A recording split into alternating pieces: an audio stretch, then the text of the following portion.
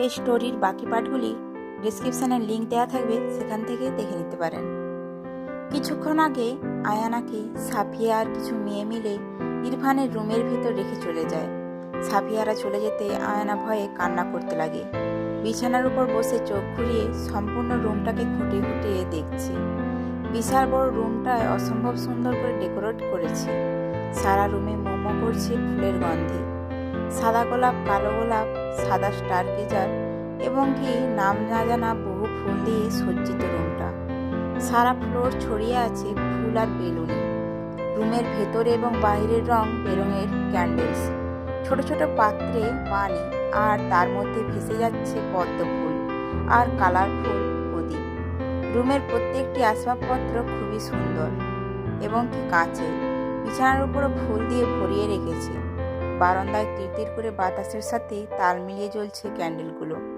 রুমের দরজা খোলার সুবাদে রুমের দিকে অ্যাটাচড কাঁচের মিনি ছাদটাও স্পষ্ট দেখা যাচ্ছে।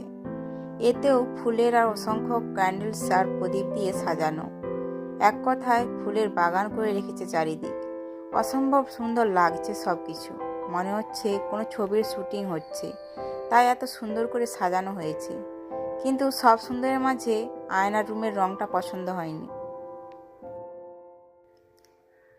কুচকুচে কালো দেওয়াল, তার সাথে গোল বেডের চাদর, বালিশ, ল্যাম্প এবং কি অনেক জিনিস কালো।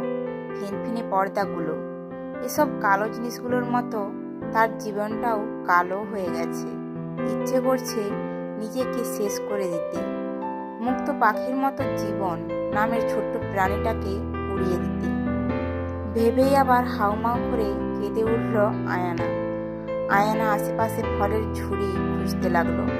যদি ভাগ্যক্রমে এতে ছুরি পাইত।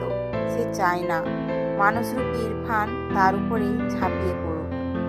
এই আগেই সে নিজেকে শেষ করে দেবে। কিন্তু ভাগ্যে এবারও তার সাথে বেইমানি করেছে। ছুরি তো দূরের থাক, এমন কিছু নেই যে সে নিজেকে আঘাত করবে। রুমের বেশ কিছু জিনিস কাঁচের হলেও কি হবে, সব জিনিস খুবই মজবুত, ভাঙবে না। ইরফান আগে থেকে রুমে এবং বাড়িতে থাকা চাকু এবং কি এমন কিছু যা দিয়ে আয়না নিজের ক্ষতি করবে তা সরিয়ে ফেলে। আর রান্নার শিল্পের যত চাকু দাঁড়ালো জিনিস আছে সব সবাইকে সাবধানে রাখতে বলে, যাতে আয়নার হাতে না লাগে। তাতে যদি এমন হয় এক একটার গর্দান সে নিজের হাতে নেবে, আর এসবের লাশ তার খাস পশুকে খাওয়াবে। আয়না রুমের ছোট বারটার দিকে নজর যায়। সেখানে অসংখ্য কাচের ওয়াইনের বোতল। আয়না সেদিকে তাকিয়ে ঢুক গেলে নিজের রুক্ষ গলাটাকে ভিজিয়ে নিল। বিছানা থেকে উঠে ধীর পায়ে বাড়ির দিকে এগিয়ে কিছু পা যেতে খট করে দরজাটা খুলে যায়। দরজা খোলার আওয়াজে আয়না কিছু পা পিছিয়ে যায়। ইরফান রুমের ভেতরে প্রবেশ করে আয়নাকে দাঁড়িয়ে থাকতে দেখে বাঁকা হেসে দরজাটা আটকিয়ে দরজার সাথে হেলান দিয়ে এক পা উল্টিয়ে দরজার সাথে ঘেঁষে দাঁড়িয়ে মাথাটা হালকা বাঁকিয়ে আয়নার পা থেকে মাথা পর্যন্ত বারবার স্ক্যান করছে। যত দেখছে তত নেশা ভরে যাচ্ছে। চারপাশের পরিবেশটাও রোমান্টিক, আর সাথে পাল্লা দিয়ে ইরফানের বিষাক্তময় আসক্তিটাও বেড়ে যাচ্ছে। আর অন্যদিকে আয়নার ভয়ও বেড়ে যাচ্ছে তার। আয়না ভয়ে ঠান্ডার মধ্যেও ঘামছে। মাথা নিচু করে লেহেঙ্গাটা শক্ত করে দুই হাত ধরে পা দিয়ে ফ্লোর চেপে ধরে রেখেছে। ইরফান নেশা ভরা চোখে তাকিয়ে এক পা করে আয়নার দিকে এগিয়ে আসতে থাকে। তা দেখে আয়না পিছিয়ে যেতে লাগে। আয়না পিছাতে পিছাতে দেওয়ালের সাথে পিঠ ঠেকে যায়। ইরফান একদম আয়নার মুখোমুখি হয়ে যায়। তা দেখে আয়না বারান্দার দিকে চলে যেতে নিলে ইরফান আয়নাকে পেছন থেকে হাত বাঁকিয়ে আয়নাকে নিজের বুকের সাথে মিশিয়ে নেয়। অন্য হাত দিয়ে আস্তে আস্তে আয়নার লেহেঙ্গার ভিতর দিয়ে ইরফান নিজের হাত রাখে, পেটে স্লাইড করে হালকা চাপ দেয়। এতে করে আয়নার ভয় আরও শিহরিত হয়ে ওঠে। ইরফানের হাত খামচে ধরে। ইরফান আয়নার ধোপাটার উপর দিয়ে আয়নার ঘাড়ে কিস করে মুখ গুজে দেয়। তোমাকে খুব সুন্দর লাগছে, আমার ভাবনার থেকেও বেশি সুন্দর লাগছে তোমাকে মেরি জান। তোমার এই মাতাল করা সুগন্ধি আমাকে পাগল করে দিচ্ছে। তোমার চকলেট কালার ঠোঁট দুটো আমাকে মারাত্মকভাবে পাগল করে তোলে, আমাকে তৃষ্ণার্ত করে তোলে। তোমার চোখের সাগরে আমি নিজেকে উৎসর্গ করতে চাই। তোমাকে দেখে আমার চোখের তৃপ্তি মেটাতে চাই। আমার এই অগাছল জীবন গুছিয়ে নিতে তোমাকে চাই। আই নিড ইউ আয়ুজান, খুব করে কাছে চাই, এতটা চাই যতটা আমাদের মধ্যে আর কোনো দূরত্ব বজায় থাকবে না, আমি থাকতে দেব না বলে আয়নাকে নিজের দিকে ঘুরিয়ে ঠোঁটে ঠোঁট ডুবিয়ে দেয়। ইরফান আবেশে আয়নার ঠোঁট কিস করতে থাকে। হঠাৎ জিসানের মৃত্যু মনে পড়তে আয়না ভয়ে ছিটকে দূরে যায়। ইরফান আয়নাতে মজেছিল, তাই হাত কিছুটা আলগা হতে আয়না ছিটকে সরে যায়। ইরফান এমন হওয়ায় রেগে যায়। ইরফান সামনের দিকে এগোতে যেতে আয়না আবারও পিছিয়ে যায়। আয়নাকে এইভাবে পিছিয়ে যেতে দেখে ইরফান রেগে চোখ মুখ খিঁচে আয়নার উদ্দেশ্যে করে দাঁতে দাঁত চেপে বলল, হোয়াট হ্যাপেন আয়ুজান, দূরে যাচ্ছ কেন, কাম বলে আয়নাকে ধরতে গেলে আয়না জোরে কান্না করে দেয়, তারপর দূরে অন্য পাশে চলে যায়। আমার কিন্তু খুব রাগ উঠছে আয়ু, আর এক পা এদিক ওদিক হলে খুব খারাপ হবে বলে আয়নার দিকে ধপাধপ পা ফেলে এগিয়ে আসতে নিলে আয়না বাড়ির ভেতর থেকে সেলফ থেকে একটা ওয়াইনের বোতল নিয়ে টেবিলের উপর আছাড় মেরে ভেঙে ফেলে। আয়ু বলে ইরফান এগিয়ে আসতে নিলে আয়না হাতের কাঁচের ভাঙা অংশ ইরফানের দিকে ধরে। ইরফান বাঁকা এসে আয়নার দিকে এগিয়ে হাত দুটো ছড়িয়ে দিয়ে বলতে লাগলো, তুমি আমাকে মারবে আয়ুজান? ওকে নাও, আমি তোমার হাতে সর্বদাই মরতে রাজি বলে মুখে টেবিল মার্কা হাসে আয়নার দিকে এগিয়ে যাচ্ছে। ইরফানকে এগিয়ে আসতে দেখে আয়না থরথর করে কাঁপছে, সাথে তার হাতের কাঁচের টুকরোটাও। আয়না ইরফানের দিক থেকে কাঁচের বোতল সরিয়ে নিজের হাতের ওপর চেপে ধরল। তা দেখে ইরফানের পা অটোমেটিক থেমে গেল।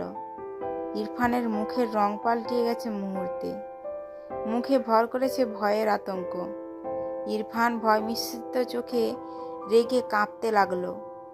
ইরফান কখনো আয়নার ক্ষতি হবে এমন কিছু সে সহ্য হবে না। আয়নার বিন্দুমাত্র কষ্ট দেখলে সে সব কিছু ছাড়খাড় করে দেবে।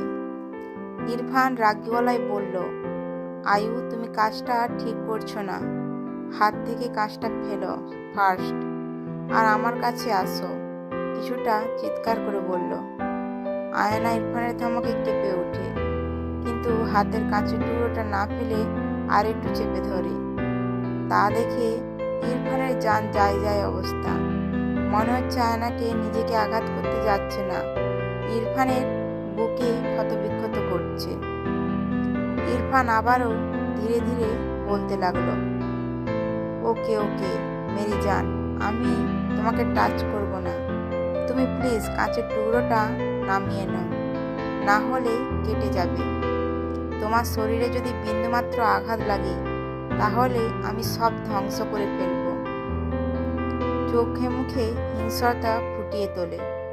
ইরফান একটু সামনে এগিয়ে আসতে আয়না কাঁচ দিয়ে হালকা আঘাত করে, এতে বিন্দু বিন্দু রক্ত পড়ছে।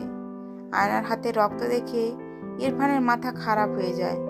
সে ফার্স্ট এড বক্স খুঁজতে লাগলো। এই ফাঁকে আয়না দরজা খুলে বেরিয়ে যায়। আয়নাকে বেরিয়ে যেতে দেখে ইরফান রেগে আয়নার পিছন পিছন দৌড়ে আসে। আয়নাকে দরজার বাইরে আসার সাথে সাথে সকল গার্ডরা গোল করে আটকিয়ে ফেলে তাকে। ইরফান গার্ডদের সরিয়ে সামনে এগোতে দেখে আয়না ভয়ে জোরে জোরে কাঁদতে লাগলো। হাতের কাঁচটা আবার হাতে চেপে ধরে বলতে লাগলো, আমাকে যেতে দিন প্লিজ, তা না হলে আমি নিজেকে শেষ করে দেব। ইরফান রাগে গজগজ করছে, রাগে তার মাথা ফেটে যাচ্ছে, খুব ভয়ঙ্কর লাগছে তাকে। আয়না ভয়ে নিচের দিকে তাকিয়ে আছে।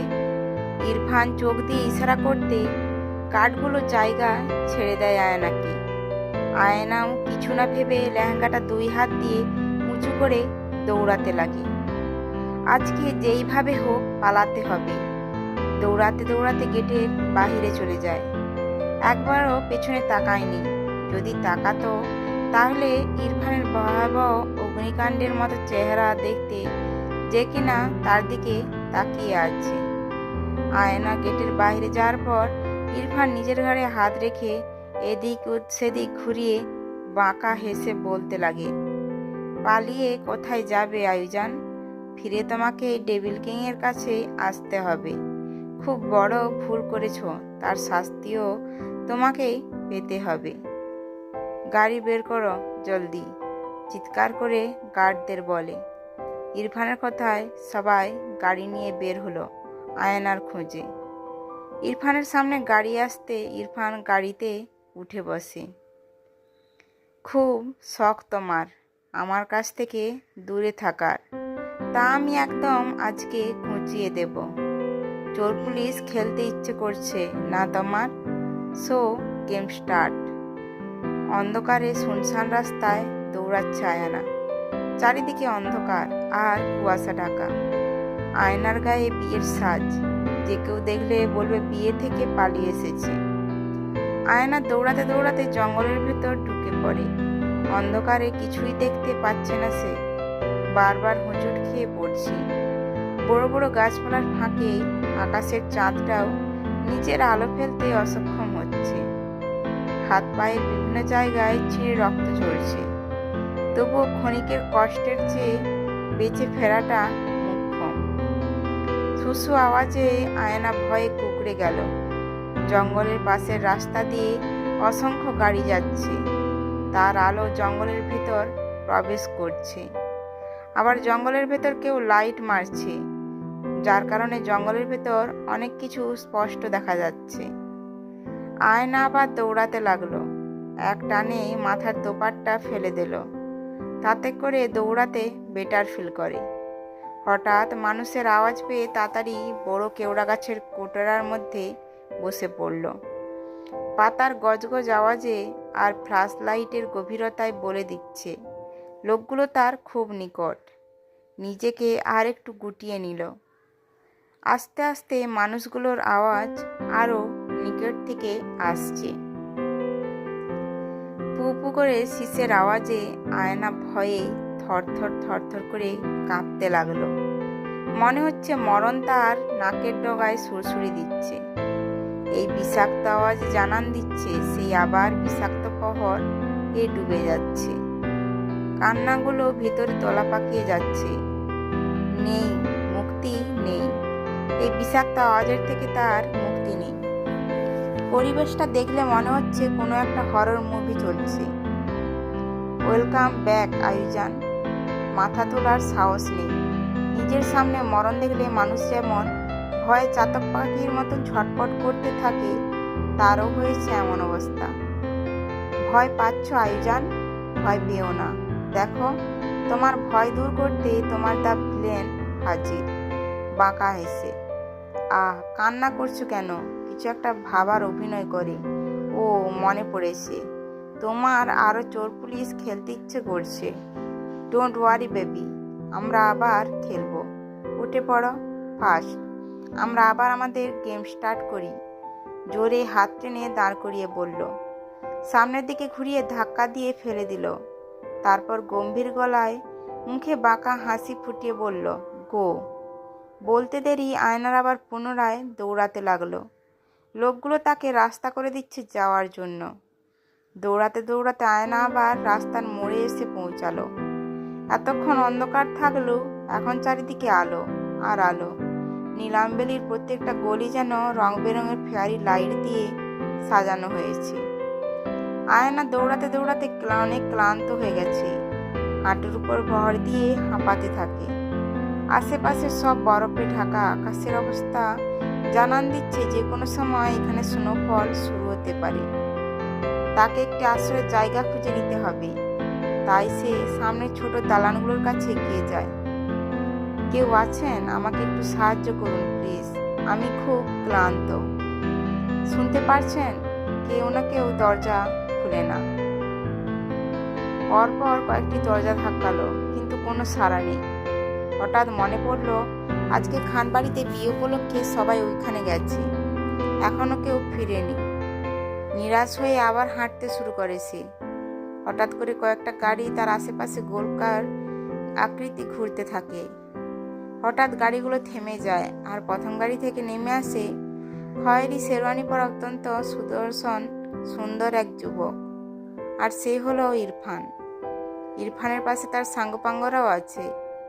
তাদের দেখে আয়না কান্না করতে করতে মাটিতে বসে পড়ে। ইরফান তার সামনে হাঁটু গেড়ে বসে পড়ে আর বলে, আবারও হেরে গেলে আয়ুজান। তুমি জানো আমার থেকে তোমার মুক্তি নেই, তবুও নিজের বোকামির পরিচয় দাও। টেবিল হেসে, এই শহর আমার, এই শহরের বাদশা আমি। এখানে একটা পোকা পর্যন্ত আমার কথা ছাড়া নিজের অবস্থান বদলায় না। আর সেইখানে তুমি কি না, বলে হো হো করে হাসতে লাগলো। হঠাৎ করে আয়নার চুলের মুঠি শক্ত করে ধরে মুখ বরাবর এনে বলল, তৈরি তো যান আমার বিষাক্তময় আসক্তিতে নিজেকে বিলীন করতে?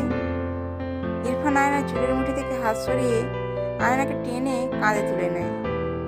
আয়না মুখে ধরে কান্না করছে। ইরফান আয়নাকে নিয়ে হাঁটা ধরল নিজের রাজ্যের দিকে, নিজের রানীকে নিয়ে, নিজের ভালোবাসা, পাগলামো আর বিষাক্ত অনুভূতিতে তার আয়োজনকে ভাসিয়ে দিতে। এক নতুন সকালের সূচনা হবে তাদের ভালোবাসা দিয়ে। ইরফানের কঠিন শাস্তি থেকে আয়নার মুক্তি নেই, সেই প্রতিনিয়ত ভুগতে হবে। আয়নার জন্য তা দুঃখের হলেও ইরফানের জন্য তা সুখের। এই স্টোরির বাকি পার্টগুলি ডেসক্রিপশানে লিঙ্ক দেওয়া থাকবে, সেখানে প্লেলিস্ট থেকে সব পেয়ে যাবেন। থ্যাঙ্কস।